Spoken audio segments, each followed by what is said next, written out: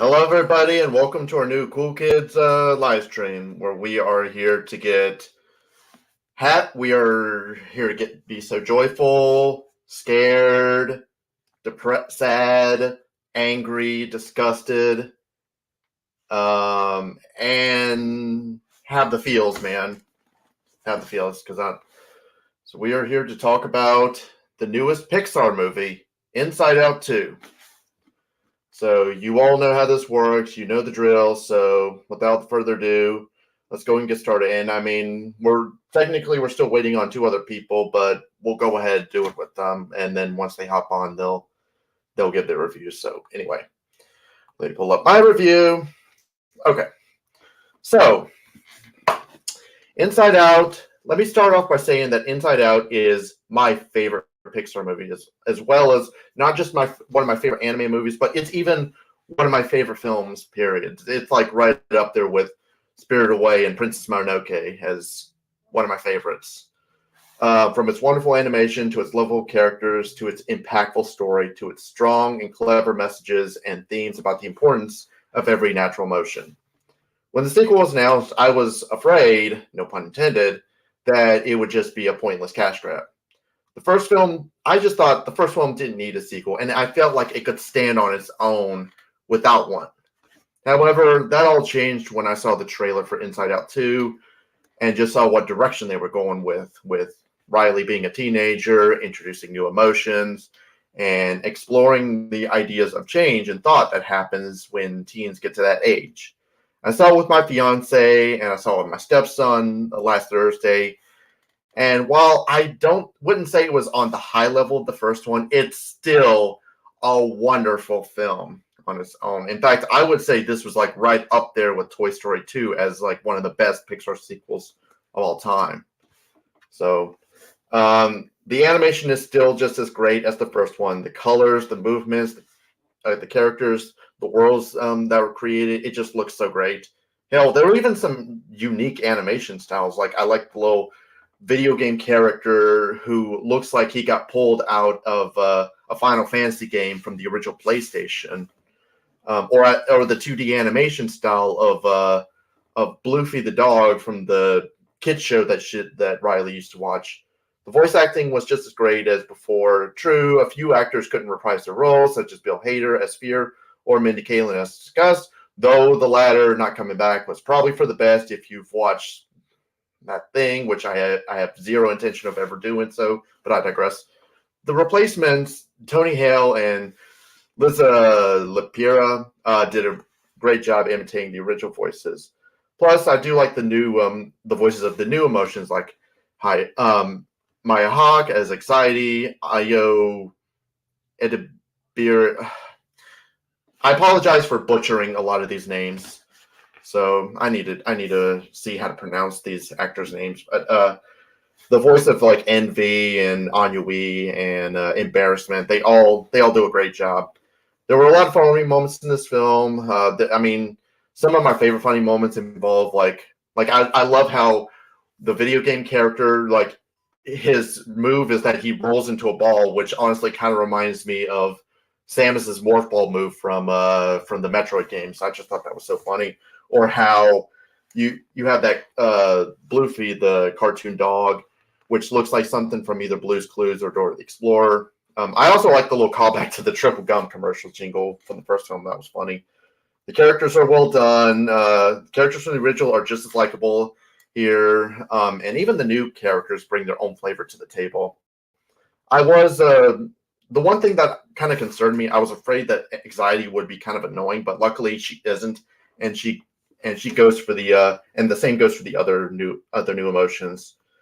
I know that some people will say like characters like Nostalgia or some of the Riley Secrets, they were underutilized, but I disagree since some of them, they don't need a lot of the Dark Secrets. They don't really need a whole lot of screen time. And Nostalgia, that's more of an emotion for adults more than teenagers. I mean, I'm not saying teenagers don't get nostalgic, but they more look forward to the future rather than the past. So, however, the biggest thing that I was worried about when it comes to this movie was its story, and luckily I had nothing to fear. The team behind both of these movies are very smart and know that it's important to evolve the story much further. As I said earlier, it's about Riley being a teenager and developing new emotions. We all struggled with the difficulties of feeling anxious and worrying about fitting in high school, the fear of being alone, and just questioning ourselves. I mean, hell, I was that way before, and in some ways, I kind of still am. As someone with the anxiety and depression disorders, I do understand those thoughts. I get those what if scenarios. The two words that anybody with anxiety do not want to hear: what if. And those things just haunt me. I think worst case scenarios, and it's just and fear like what could happen. Like, what if I don't do a good job at work and end up getting fired? What if I end up doing something that disappoints my family or friends? What if anyone thinks less of me one day and I end up being alone? Those what if questions is what really scares me, and I really like how think moments like that was very incorporated to the film. I was able to relate when anxiety took those anxious memories and made them to belief, where it imploded on itself. When the belief said that Riley will never be good enough to fit in, since sometimes, like I said, sometimes I get those worried thoughts, like if I'm ever good enough. I'm sorry, I don't mean to get too personal, but anyway, anxiety and the new characters, they're not really villains. I love how neither of these movies have the need to shove in a villain. They don't need it, because anxiety and ennui and envy and embarrassment, they're just as important as being sad or angry. They're also very natural emotions, and they're doing what they think is best for Riley. I mean, I'll even say this: even the ending kind of made me cry, and it just shows that our emotions, while doing a good job showcasing and expressing our inner thoughts to others, they don't define our character or who we are. Honestly, I can't think of anything wrong with this film. It justifies its existence, and it proves that not all Pixar sequels have to be pointless cash grabs like Cars 2 or Monsters Inc. or Finding Dory. I highly recommend this movie. I don't know how the rest of the year will play out, but so far I could easily see this being among my favorites so far this year. And with that, shit. Oh, there it is. And with that, my score is a perfect 10 out of 10. All right. Annoyed, you're next. Hello. I am annoyed.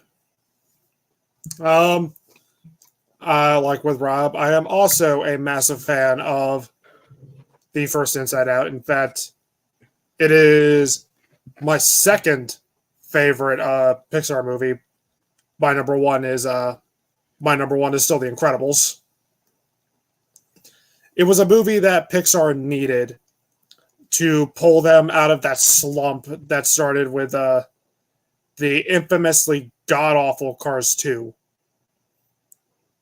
It's beautiful animation, excellent humor, wonderful characters. It treats kids like they aren't stupid.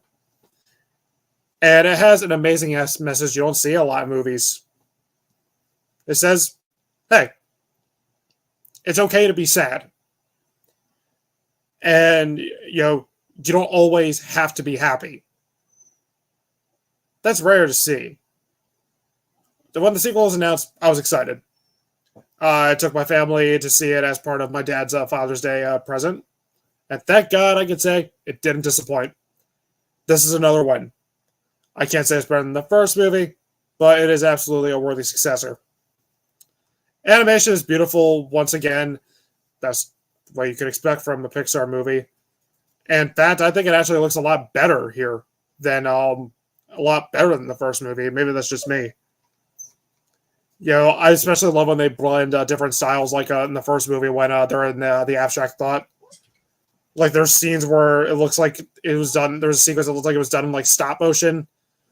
There was another scene that looked like it was done in like construction paper or like children's drawings. And it looks like they used like hand drawn animation for the dog for Bloofy and Pouchy. I'll get into those guys later. Acting still, it's fantastic from the old cast, and Thank God there is no Mindy Kaling. And from the new additions, Amy Poehler is still perfectly casted as Joy. The characters, they're still as likable and entertaining as ever, but they're also a little bit more layered this time. Joy did not regress, and she's still growing as a character. Anger, disgust, and fear are still hilarious. Sadness is still my favorite character, and it's nice to see her viewed as part of the group more instead of being viewed as as an annoying little pest like she was in the first movie. And I also really like the new emotions. And Ennui just being a snobby French person, that got me. That was funny as fuck. Because that's the French for you. Sorry to any French viewers. If we do have any. I doubt it. Embarrassment and envy, they're adorable. And anxiety is absolutely the standout for me. Despite being the antagonist, she's not a villain. Like the other emotions, she's just trying to help and just doing what she thinks is best for Riley. Where, like with Joy, ends up doing a lot more harm than good. That was another thing. I loved when Joy started calling him her Ennui Wee Wee. She's just anxiety. She's just trying to help. She's doing what she thinks is good for Riley and the emotions as well. I also loved Bloofy, Pouchy, and Lance. Despite their small appearances, I was laughing my ass off. I thought the humor was actually even better here than in the first one, and the first movie was hilarious. It's also, like the first movie, it's smart, and it does not talk down to its audience. It doesn't treat kids like they're fucking stupid, like an Illumination movie or Garfield. And I especially loved its themes of perfectionism, fitting in, and how to manage your anxiety. It hits home and it's perfect for all ages. It's nice to see a movie that doesn't treat anxiety as a bad thing, because that was a big worry I had with this movie was I thought anxiety was going to be treated as evil, and it wasn't. And it's nice to see that when there was a certain movie last year that said people who have anxiety deserve to die. Speaking of which, the anxiety attack scene. Wow. That was fucking powerful. I think this and Puss in Boots: The Last Wish did a perfect representation of what it's like to have a panic attack. Because while it didn't make me cry like the first movie did, it still hit me pretty hard. Because I've been there. We've all been there. It sucks. It treats it with maturity, and it's a very realistic view of what it's like. Do I have any issues with this movie? Honestly, no. It's pretty rare for me to say that, but I can't think of any real glaring flaw with Inside Out 2. Maybe it's a little too similar to the first movie, but since I absolutely adore the first movie, I didn't care. It's an excellent and worthy sequel through and through. Hilarious, heartwarming, has beautiful themes, and does what kids' movies should do. Treat them with respect and not talk down to them. Go watch it in theaters with the family. It's already breaking records. It has the best opening for an animated film, I think, since Incredibles 2. It's absolutely worth seeing. Please watch it. I'm going perfect 10 out of 10. At the moment, it is my second favorite movie of the year.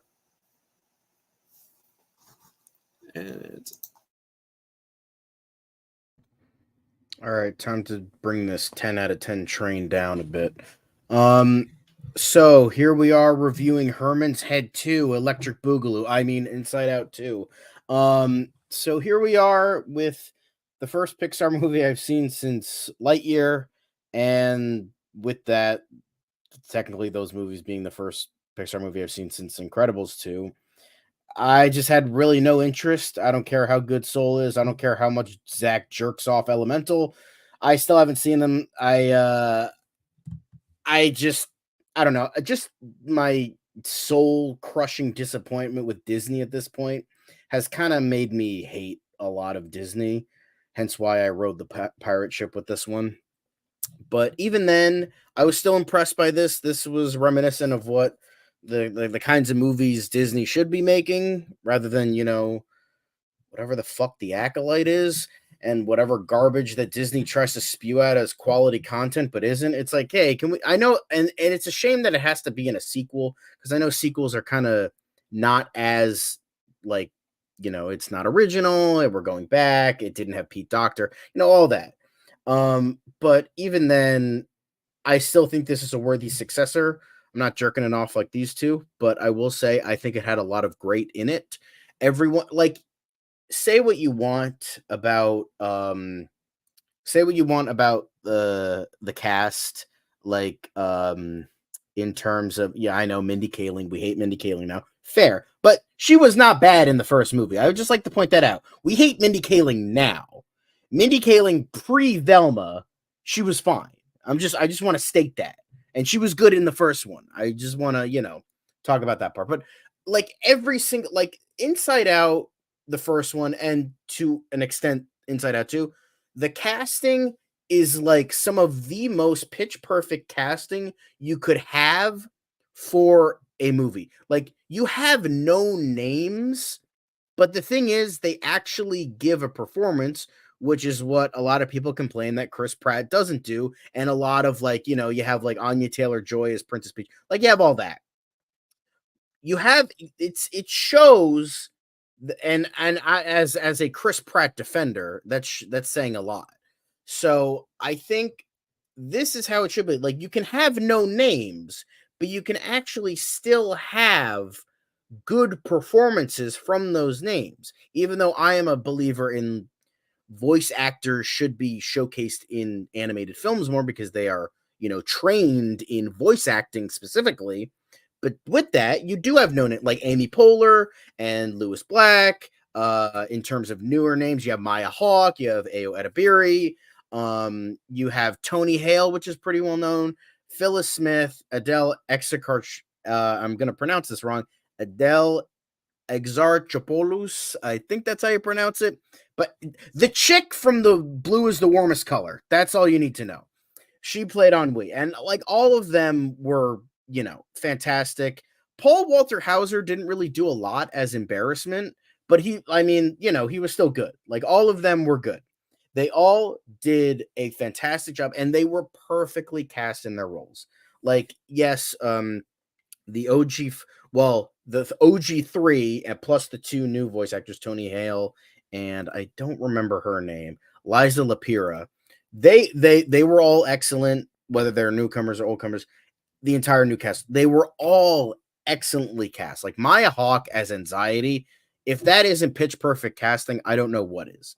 Like, they were all fantastic, and I think they all delivered on what their like emotions should be, the performances. I liked how you saw Anger as more of a well-rounded character here, and I liked how you saw more of Disgust, a little bit more fear. Like, I like how the emotions that were not featured well in the previous film were showcased well here. Like, we got more of them, even though they were present in the first one. We got more of them here, and I liked that. I think the chemistry and camaraderie. Oh, hey, look, a dog on Devin's end and not a cat. That's strange. Anyway, but I think, again, fantastic. They had excellent chemistry. I think the new emotions had really good chemistry with one another as well. I think, like, again, Ennui was great. Envy was great. I liked June Squibb as Nostalgia. Even though she didn't have a big role, I thought it was really fun. I thought she was cute. I thought she was funny. But yeah, voice acting, the animation, it was hard for me to tell since I rode the pirate ship.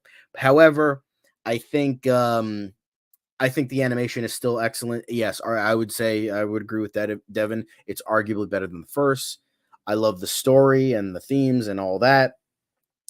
And I think it's definitely one of those cases where it's like it carried those values from the first one, where it's not talking down to your audience, it's showcasing like the nuance of emotions, um and it showed how we as people, there are shades of gray. That's what I really liked about this movie. And again, the famous panic attack scene and all that, like, it showcased, like, I really loved how you like, we all want to be the best we can possibly be, but that's just impossible. We can't be Superman. We all want to be, except maybe Mark, but we all want to be the best we could possibly be. I'm just kidding, Mark. Um I liked how they did that, and they did that very well. Like, again, what I love about the first one and this one is that how it delivers its information that it wants to tell, how it delivers its information in regards to the emotion, depression, and the like panic attacks, anxiety, like all this stuff, like how it kind of has the wheels turning a bit. It doesn't like, okay, this is what it symbolizes. It has you kind of figure it out.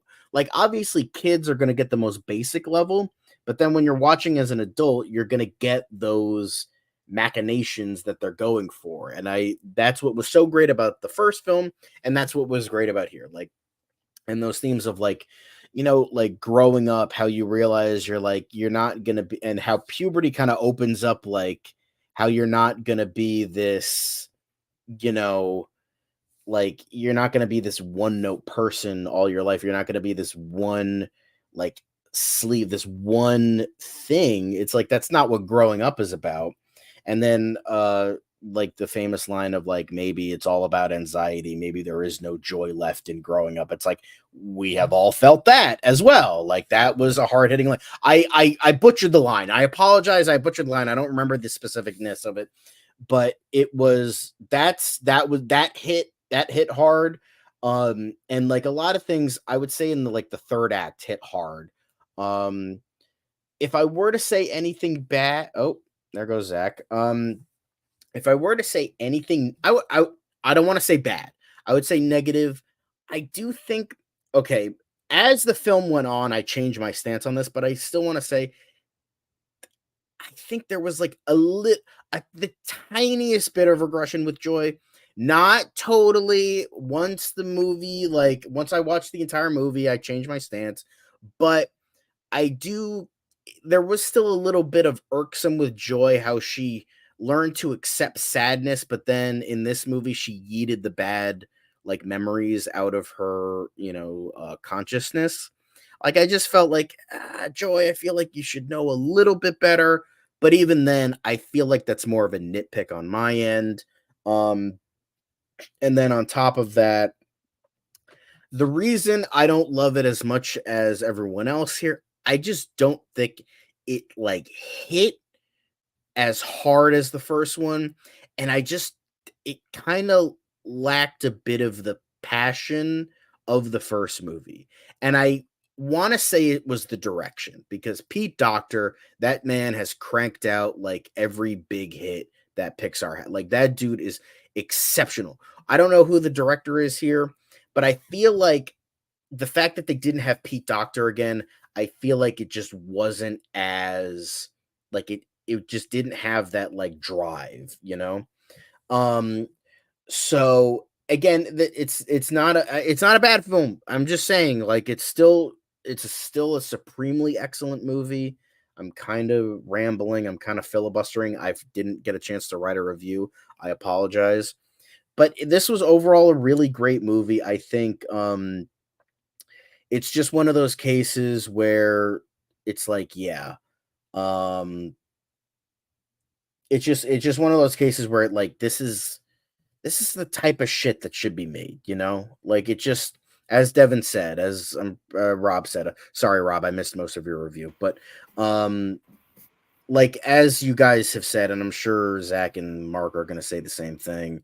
It's just like this is like great animation. This is what great animation should be. No, as Zach would say, no twerking pandas. None of that. I know. I'm just kidding.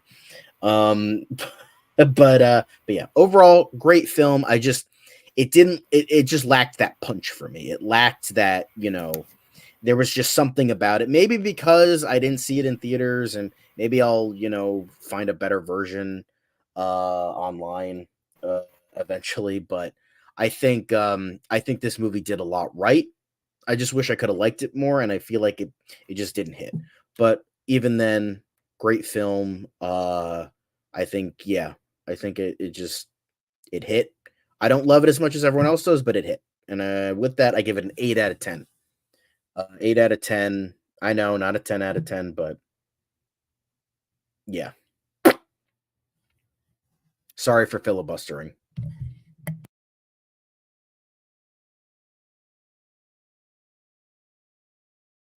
Right. Zachary. So long as my Wi-Fi doesn't act like a goddamn cunt, I should be able to get through this. So, like everyone, I love the first Inside Out. It's not my favorite, but it has some most impactful, emotional moments in any Pixar film, hell, any animated film. The themes, the ideas, I love it just like everyone else. And unlike everyone else, I've actually always saw the potential in a sequel for Inside Out.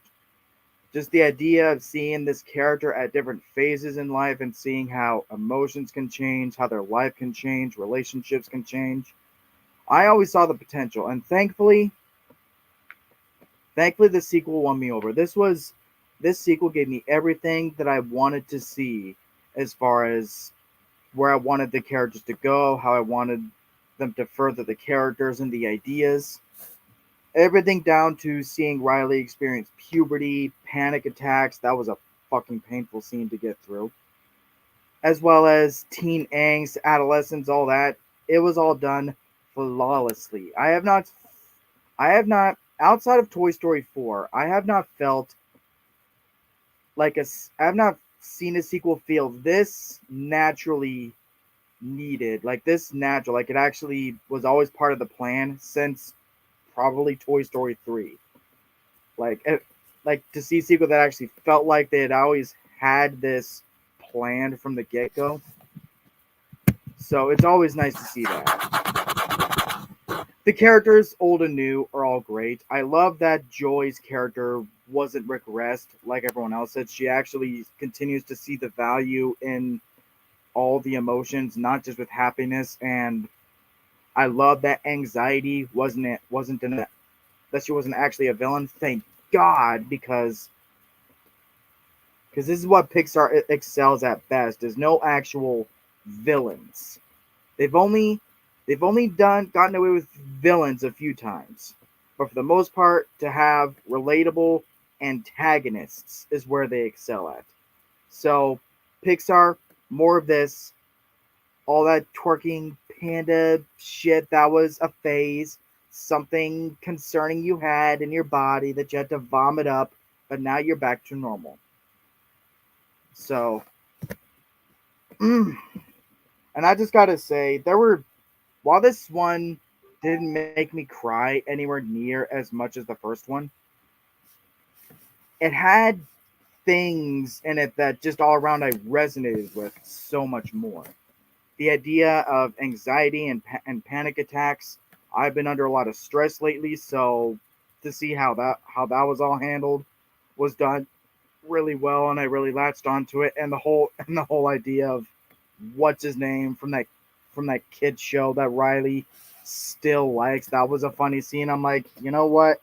As someone who still watches his childhood show, I can really resonate. That was a very funny scene as well as a very even emotional scene. It wasn't done as well with the idea as this underrated masterpiece, but what can you do? All around, fucking love Inside Out 2. As I said, It gave me everything that I wanted to see as far as how they further the characters, the ideas, and the story. Seeing these characters at different phases in life. Give us an Inside Out 3. I think this is the one time out, unlike Toy Story, believe it or not, where you can actually keep making sequels. See Riley at different phases in her life. See her as a teenager, as a young adult, as a grown up, growing old. I want to see this done through to the end. Make this a whole goddamn franchise. So I'm giving this another perfect 10 out of 10. It's not my favorite Pixar film or even my favorite Pixar sequel, because that is hell, it's not even my favorite Pixar film in recent years, but it is still one of the best Pixar films we have had in a long fucking time. So bravo, Pixar. You're back to normal. This is a return to form. More of this, but more of this. Actual storytelling, themes, ideas, deep, insightful stuff, and less of the twerking panda shit that has no substance to it whatsoever. Bravo.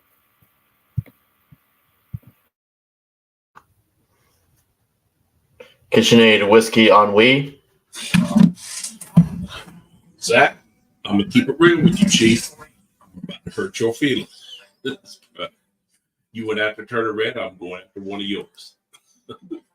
Pixar has a rather spotty record when it comes to sequels. They rank great, such like great films like Toy Story 2 and Toy Story 3, solid films like The Incredibles 2 and Cars 3, to forgettable fare like Finding Dory and Lightyear, to outright crap like Cars 2 and Toy Story 4. Eat me, Zach. However, with Inside Out 2, Pixar demonstrated that they haven't lost their magic touch, this time with a sequel even better than the first one. The film delves deeper into the mechanics of how the mind works while building on the first film. Joy has learned that sadness is a necessary emotion, but she still banishes bad memories from Riley's long-term memory, carefully constructing her beliefs and thus her sense of reality. At the beginning of the film, Riley is a self-assured young lady convinced that she's a good person.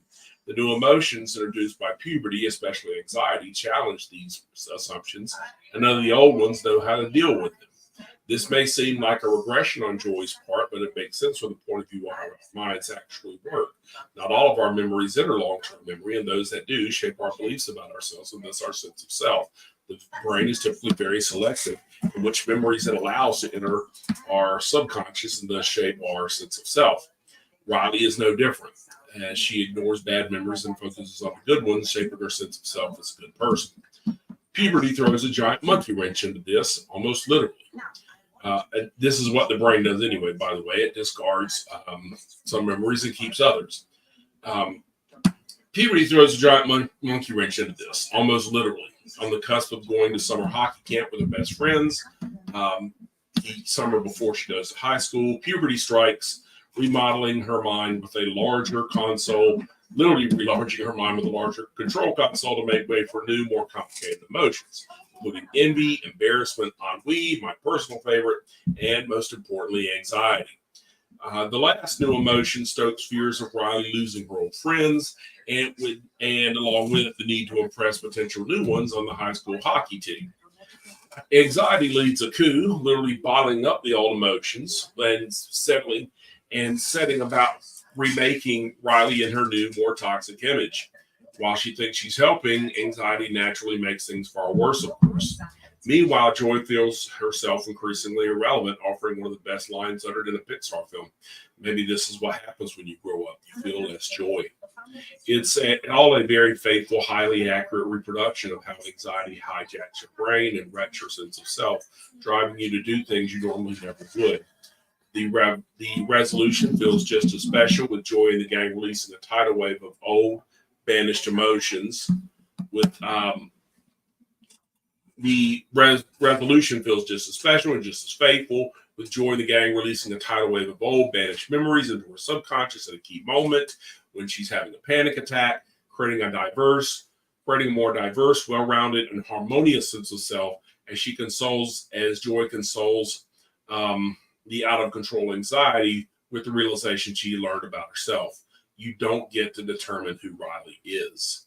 It is a similar lesson to the first film, but more well done, in my opinion, with more complicated emotions and even better conceptualization of how the brain works. No single one of our emotions makes us who we are, and all of them are important in shaping who we are and shaping our sense of self, even negative emotions like anxiety. We are no single one of them. We are all of them together.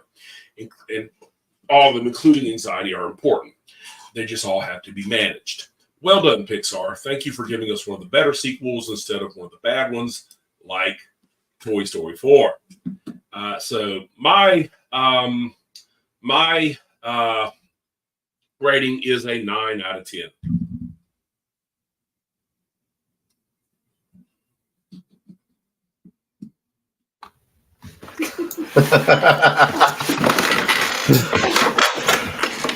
Right, Zach. Turning Red rocked. Sure did. I mean, this handled puberty better. I probably would say this did handle even though I'd still like Turning Red. But guys, where are the better. gyrating 13-year-olds? Says Drake. Dear God, I mean, what? Says R. Kelly or Jared Fogle or P. Diddy or R. Kelly. Unlike Turning Red, though, as a movie, this movie actually had substance, deep, insightful themes. It did have substance. You just got hung up on some weird shit. Red pandas caused 9/11. And for the record, Zach, 13-year-old girls like to dance. Exactly.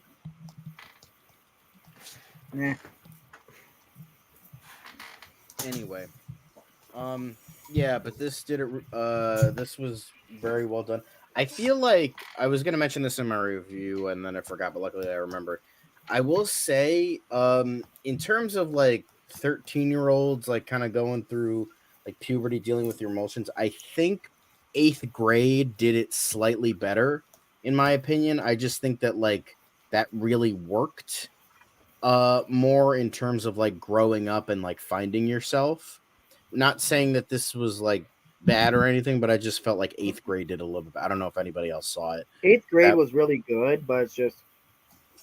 But with this one, just hearing the fact that they actually consoled with teenagers to really get an accurate look of how teenagers would act at that certain age and all that.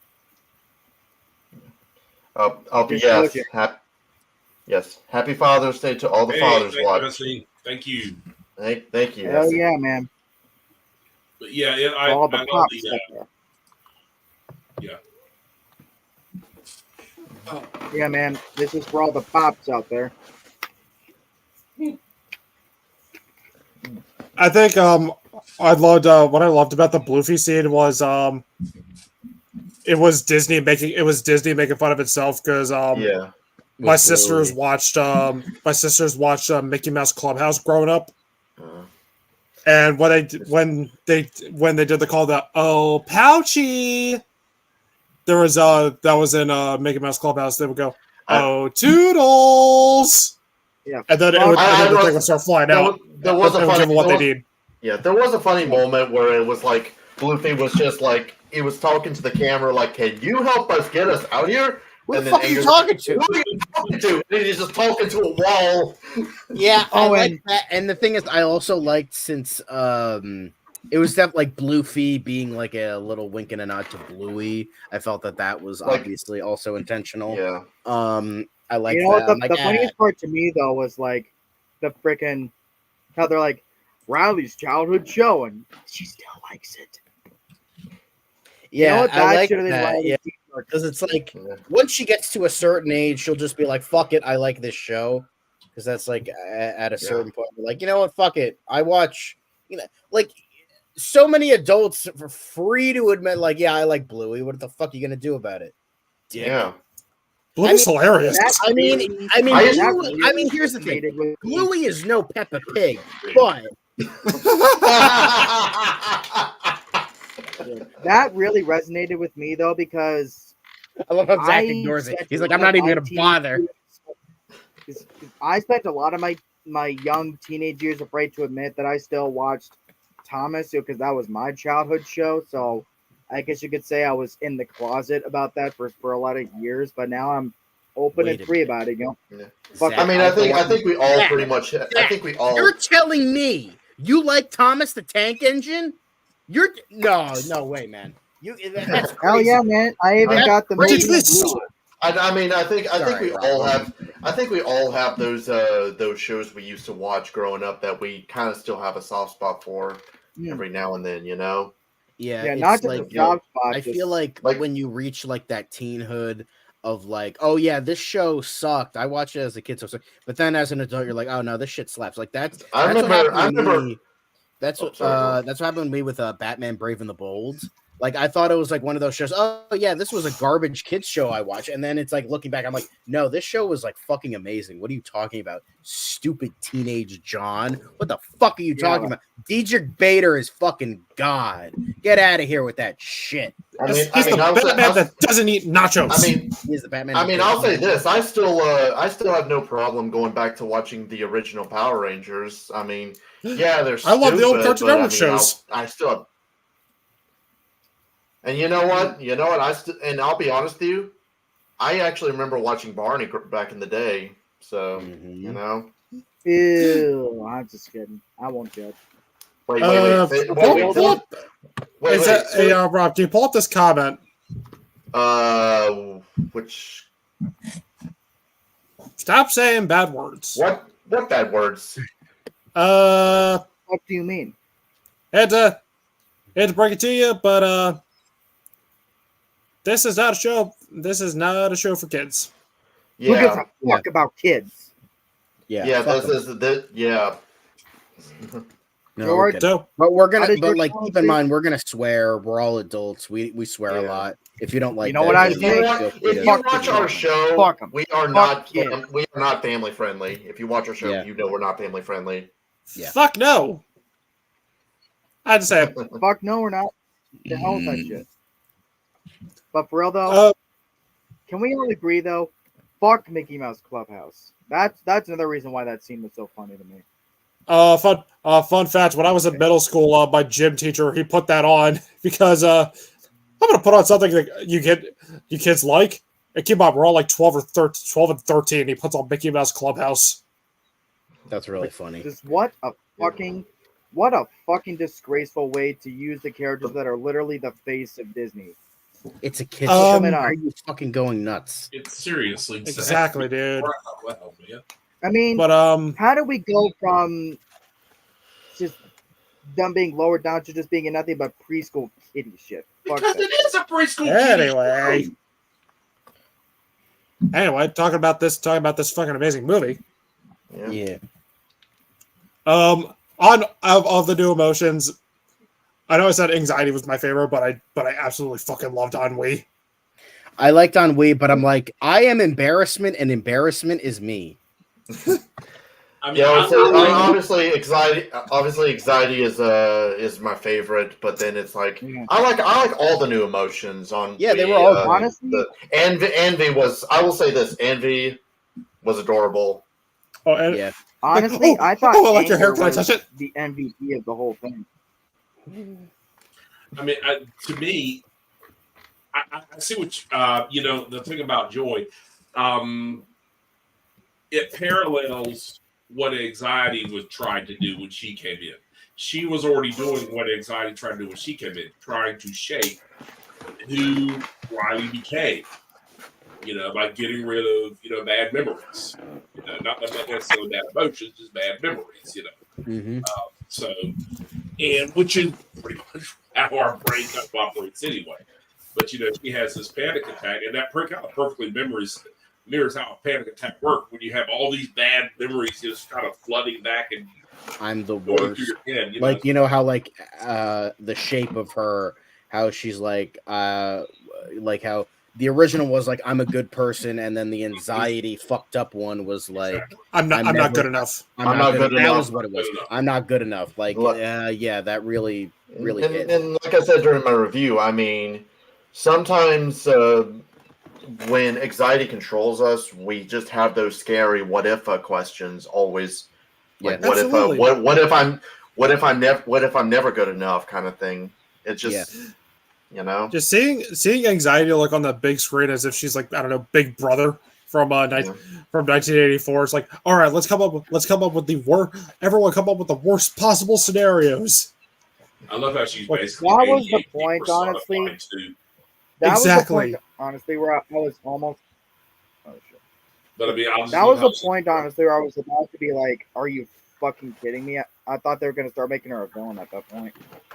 Yeah, that's what I was a little worried about. But I knew, like, I feel like they were smarter than that, you know? Yeah. Like, I feel like, in this case, like, I feel like Pixar is like the one thing that like Disney has that's at least like kind of decent still.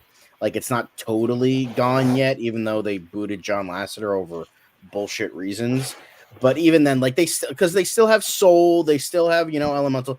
Yeah, sure, they have like stinkers like Onward and all that shit. But like, they I still like have like Onward, honestly. they still have like those really like the ones that like hit. I'll eventually see all of them, but yeah, I just feel like that's like one of the few things. But I think I just find it ironic that like you have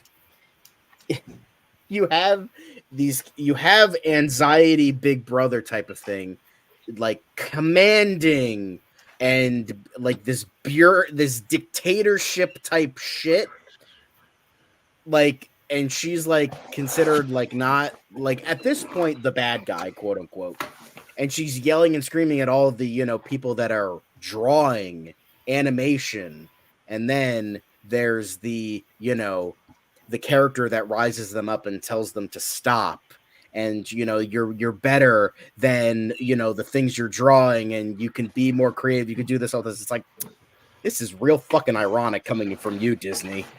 This is real coming from the corporation that doesn't allow bathroom breaks from their VFX artists. Like, that's saying fucking a lot.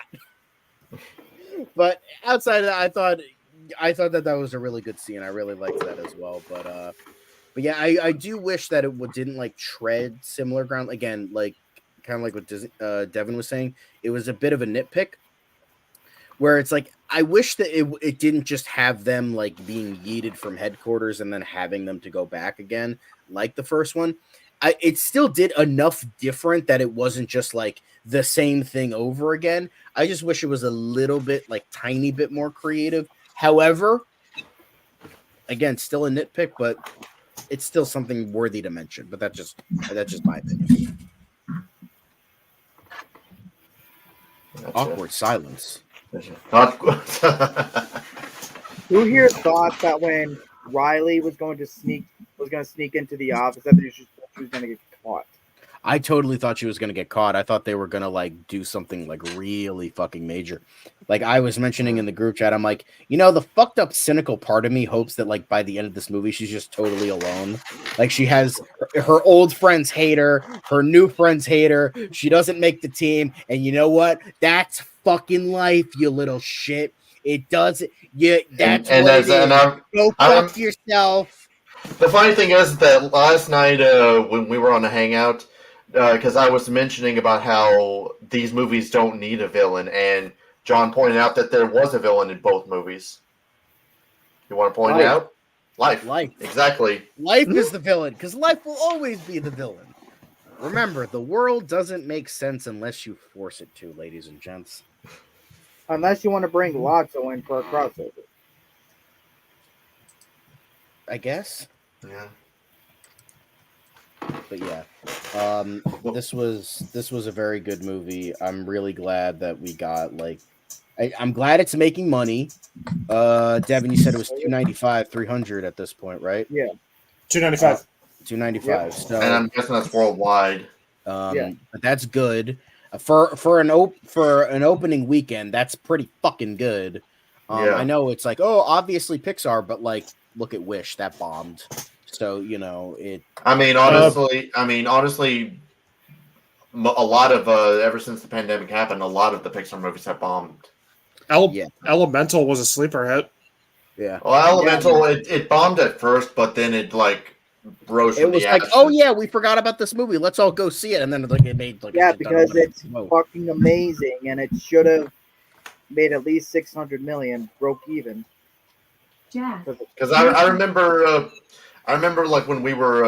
I remember seeing like an article saying like, "Oh yeah, Inside Out 2 has the most pre-sale tickets since Toy Story 4." And then I was like, I mean, that's not really saying a whole lot since half the Pixar movies just were dumped on Disney Plus due to the pandemic. But yeah, even then, like I'm glad like that's a win for movie theaters, even though I Yeah. hate Disney now. But that's And I beside heard the point. rumor that Disney apparently tried to force Pixar to dump this on Disney Plus also because they had no faith in it. I can like maybe see that the slightest bit because it is a sequel, and the last movie was like what 9 years ago, so I could like kind of sort of see that. But even then, Disney, they're not Inside really Out is good at almost making 10 decisions. years old. Look at that. Yep, Mhm. 2015. That's Yeah, was the last That's movie. crazy. Yeah, Anyone feel old yet? no, I'm 25 and I feel old. I was 26 when I saw the first one in theaters. the only old one here is Mark. But even Yeah, that's he's the only one that gets to say that he's old. he's like, I'm old and I don't give a fuck. That's what we love about Mark. The ability. You know, I wish I had that level, but he's Gen X, so that makes sense. I still have that little part of me. It's like, but maybe they give a fuck. I'm like, I just want to not give a fuck about anything, everything, all the time. I think some of the choices for new emotions, some of them were interesting. Like honestly, God, I never until I saw this movie, I didn't even know what the fuck ennui was. Neither did I. I had to look. I it up. never. Ennui, what's that? Yeah, I never heard of that It one. sounds I like had a to. cooking term. Yeah, oui, oui. I will. Because I was I was thinking gonna say, I maybe will like call you Wee Wee. No. no, No. like who's doing that? I have the controls on my phone. Yeah, I I gotta thought. ask you, I'm gonna put them in. because She was very there's good. so at much effort put into this as a sequel, who here at least hopes that just in general Disney and all of them will put as much effort into, say, Moana 2, Zootopia 2, even Toy Story 5? Not I'm not Toy gonna Story say 5. I have no hope in that at all because I'm not gonna Neither. say Frozen. Neither I'm not do I. gonna say Frozen 3 because Frozen 3 is dead on arrival. it'll make money. Honestly, I think what I was thinking, like, oh, they're doing puberty. I thought some emotions that we're gonna put in. One of them, I thought was maybe greed. Yeah, but then you might be bringing too much of like Seven Deadly Sins because they already have Yeah, envy. they already have envy. Is already one of them. So that can kind of feed into greed a little bit. So, But and I guess Lust. and I guess lust technically is too much for. and I guess technically wrath being anger. Yeah. Wrap this. Just And apparently there was a after credit scene. I didn't see it. Oh, I didn't did. see it I 'cause actually, it- honestly, I didn't. We missed it because we didn't think there was anything else. But I found It it on was- YouTube, and it was like the dark secret that was kept in the vault, Yes. and it was like, well, what's the dark? Joey was mentioning like, what's your dark secret? I burned the rug. Oh, I thought you were going to mention about when we peed in the pool. Just close, and he just hides right back into the vault. Just closed the door. Saw style. Game over. Yeah. But I think we can all collectively say Pixar. It's so good to have you back. Yeah. Well, Yeah. how many times are we gonna say this? Because I feel like it's just kind of like a rat. I mean, we said that. I mean, look at this. We said that when the first Inside Out came out, and look what happened. The one after that, The Good Dinosaur. I like the Good Dinosaur. Fuck still- you. I It's don't a good hate Good movie. Dinosaur. I don't hate it. It's in my body. It's a mess, Didn't but like it's it. good. All right, fuck off. It made me cry. Well, let's enjoy the originality while we can because the next film is Liar Revealed the movie. Yeah. I honestly God have no faith in Elio. It looks terrible, man. Honestly, the more that I've thought about it, it just looks terrible. Even the animation. I don't like that. I don't like that style. Like Like, I hated. This is gonna be weird coming from a Pixar movie. I hated how Luca looked. Like, I hated how the characters looked. They reminded me of SpongeBob. With the big wide eyes and the big toothy grins. Yeah, it looked a bit too cartoony to me. Like another word. Luca was cute, honestly. It's one of my. I think it's another underrated one. But honestly, dude, I'm just gonna save my money for Toy Story 5. I'm not even gonna bother with Elio, not in Ew. theaters, or probably not even on the ship. It just completely uninterests me.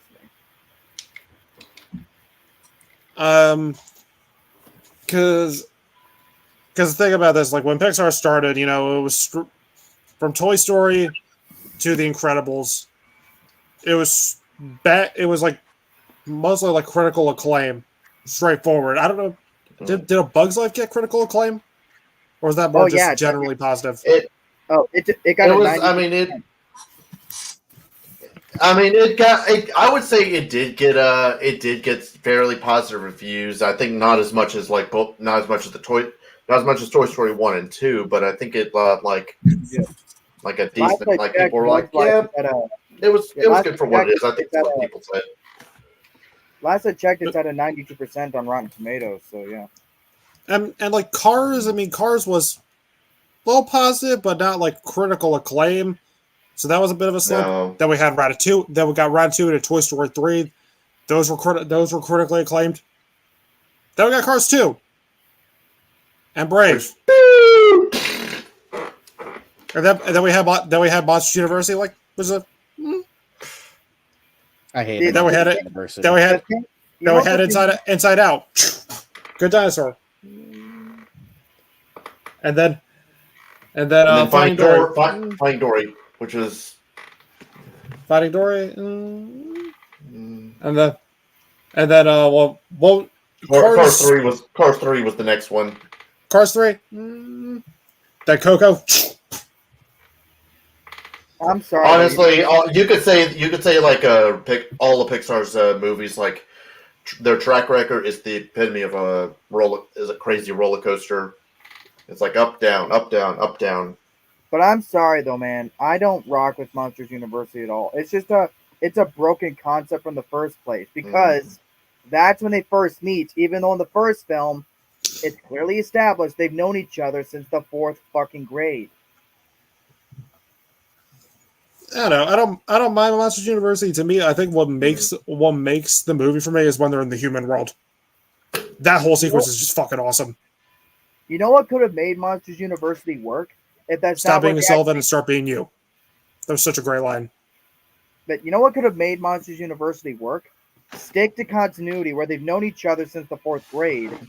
But then, like, say they haven't seen each other in years or something, and then it's at Monsters University where say it's like this is the first time they've seen each other in forever or something.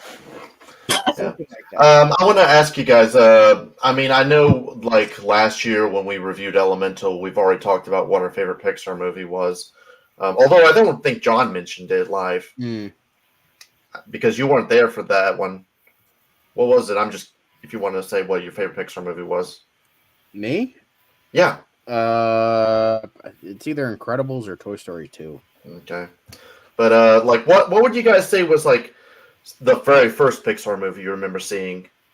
Technically, the first movie I ever saw in theaters was Toy Story 2, according to my mom, so that one. I think mine was either the original Toy Story or Monsters Inc. I'm about to have to ask my dad. The original Toy Story? The original Toy Story came out in 1995. I had it on VHS, dude. Oh, that's right. Yeah, I still saw it when I was a kid. Yeah, the first Toy Story was easily the first one, and I remember seeing that when I was like 6 or 7 years old at that time. I might have seen Monsters Inc. in theaters. I don't remember. Because the funny thing is that I remember my dad took me and a friend to see the first Toy Story. I remember seeing A Bug's Life in theaters, but I can't remember who I saw it with. And then Toy Story 2, I saw that with my older brother, who was in high school at the time, and he was taking he was on a date with a girl and all, but he wanted to take us along too.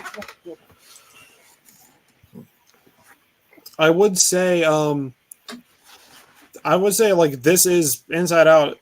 I know it's a little early to tell, but it's currently in my top 10 of Pixar. It's in my top 5 of Because Pixar. like my top 10, I'll just quickly list them right away. My top 10 is Ratatouille, the first Toy Story, Inside Out 2, Coco, Toy Story 3, Finding Nemo, Toy Story 2, WALL-E, Inside Out, and then The Incredibles. Let's see here. Inside Out is number 7 for me currently. I mean, Inside Out 2. Inside Out might be in my top 5. I don't Okay. remember, but this So- doesn't crack my top 10. Yeah. So for me, the first Inside Out is obviously my favorite. That's number 1. Second is Incredibles. 3 is Toy Story 2, and 4 is Finding Nemo, and 5 is Inside Out 2. Yeah. And then Coco would be 6, and Soul would be number 7. Yeah, because Soul's number 13. yep. I haven't seen Soul in years, but yeah, like I said, Inside Out 2 is number 7 for me. Number 6 is the original Inside Out. Then number 5 is Elemental, and you know what my top 4 are. And then if I had to pick my bottom 3, Cars 2 is at the bottom, followed by Brave, and I'm sorry guys, I know some of you like this movie. Good Dinosaurs is a third bottom. My bottom 3 is Turning Red is the absolute worst. Then freaking Good Dinosaur is just the most boring piece of shit that Pixar. Thank you. Just the most downright boring. Not the most awful, but just the most boring. And then Brave because of all the behind the scenes shit. So yeah, that's my top 3. And so yeah, there are 3 that I hate more than Cars 2, surprisingly.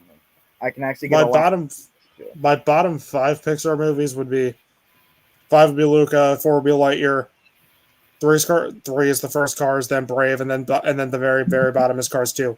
The weird thing about Lightyear is, we're talking about a Toy Story movie, a movie that exists in the Toy Story universe, and your characters are all flat.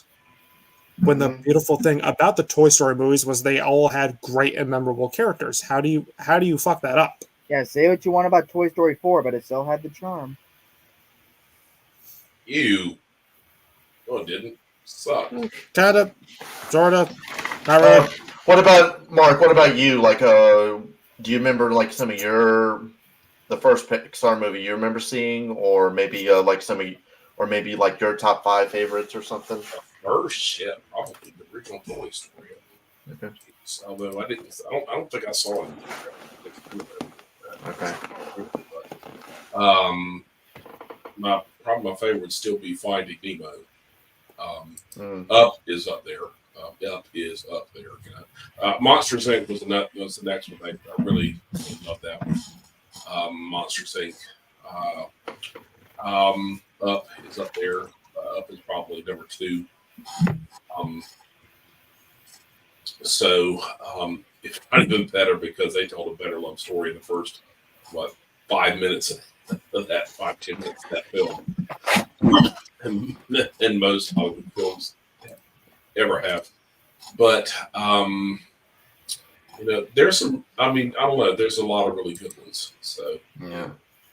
You know what else? You know what I've heard is actually pretty good? The Incredibles. The Incredibles will be up there. The Incredibles and shit. I don't know. I would honestly recommend checking out Monsters at Work. It's actually a pretty decent follow-up to Monsters. So my bottom 5. So my top 5 are Up, Coco, Toy Story, Incredibles, Toy Story 2. And then my bottom 5 are A Bug's Life, Cars, Monsters University, Brave, Cars 2. I like Monsters University. I do not care for it. Like I said, it's kind of meh. It's kind of meh. It's one of those movies that I remember liking at first, but then it's just like it kind of works for me. Like I said, it's just the whole entire thing is just a broken concept because of the continuity error. It's like they've known each other since 4th grade. They did not meet for the first time in college. How do you miss that?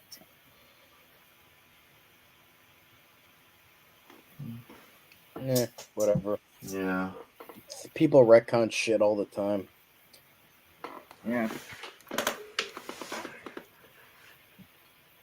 Gotcha. Do we have anything else to say for Inside Out 2? Go see it. Support your local movie theaters. Unfortunately, you're gonna have to support Disney, which is a bit of a chuff. But you know what? Do Nope, it anyway. not Disney. Pixar. We're supporting Pixar. Which is owned by Disney. Eh. Yeah. I'll be honest with you guys. If I mean, I know that when it comes to like animated feature, I know we're all sick and tired of Disney just the Oscars jerking off Disney and all when it comes to that category. But it's like, if could you actually see this actually winning Best Animated Film? Maybe. I mean, what else animation wise is coming out? I know there's a new movie coming out by the same people that did Mary and Max, which I saw recently. That's a great movie. I highly recommend it. And the guy also did Harvey Crumpet. Yeah. And like, I mean, come on, guys. What are they gonna give the Oscar to? Despicable Me 4? It's certainly despicable that they keep making these movies. That's a knee slapper. Yeah, but Despicable Me 4 is the biggest bomb of 2024. That's how deeply I despise this film. the only reason I'm gonna see that is I'm doing it for my stepson because he loved those movies growing up. Oh, Rob, I told my little sister, I'm like, yeah, Dad can take you to see that. I'm not. Well, I'm not seeing that garbage. I was gonna say. Well, the only difference is that your sister has somebody else to ask. Like, I mean, he doesn't like. I'm pretty much always the movie guy that takes him to see movies in theaters. So it's either that or wait till it gets. So I'm just gonna say fuck it and suck it up and go see it. So. While everyone goes to see Despicable Me 4, I'm just gonna go see Inside Out 2 again out of spite because fuck this franchise. All right. Okay. I just hope to God they don't put it on streaming so early. But anyway, I guess are we ready to? Are we done? Are we ready to announce the next movie? What is our next review? Our next review is going to be AMC's favorite movie, A Quiet Place Day One. Fuck you, AMC, for overplaying that trailer. No interest. Okay, and by the way, if anybody... Nobody fucking cares, Zach. What are you going to say, Rob? Okay, but I was going to say, and Rome is going to be the one hosting that one. So, I'm just looking forward to it finally coming out so I can stop seeing that trailer all the time. Because apparently AMC loves to play that trailer, and I'm sure that John will will agree with that. I will attest that they do fucking play it a lot. But it was a really good trailer, to be fair. Just watch them keep playing it after the movie comes out. Watch them play it as you're seeing. No. Watch them play both trailers as you're actually there to see that movie. But anyway, yeah, that's going to be our next review. It's going to be A Quiet Place Day One. And before we close out, there's one more thing we want to announce. One more thing before we close out. What is that? Yes. So, if you are in your car and you can't pull up YouTube, but you still want to listen to our crazy thoughts, we now have a podcast version of the show on Spotify. Thanks to the Austin Air. Thanks to our good friend Austin. So the link is in the description. So if you want to hear our thoughts in podcast form, go click the link and listen to our thoughts. I don't know which movie I don't know where we're at right now, but I know right now we're trying to upload all of the episodes. So but anyway, so yeah, go check us out on Spotify. And we'll see you guys next time for our review of Quiet Place D1. Take it Always easy. remember, people. Fuck Bye. these children. Fuck them. Whatever. Peace out.